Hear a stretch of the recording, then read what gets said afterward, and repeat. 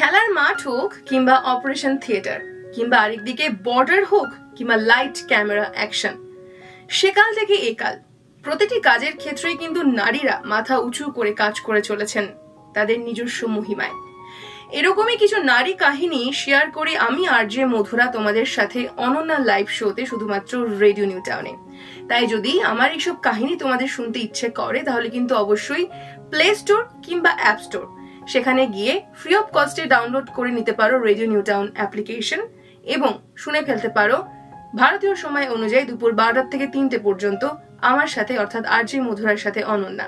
এই সপ্তাহে কিন্তু সেই রকমই 3জন নারীর জীবন কাহিনী শেয়ার করতে চলেছি আমি আরজে মধুরা অনন্যাতে, যাতে আমরা নারী পুরুষ নির্বিশেষে সবাই আমাদের জীবন যুদ্ধের লড়াইতে মোটিভেটেড হতে পারি।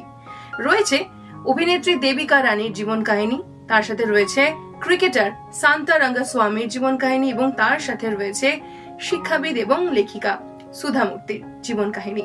তাই শুনতে কিন্তু ভুলো না আরজে মধুরাকে অনন্যাতে, শুধুমাত্র রেডিও নিউ টাউনে।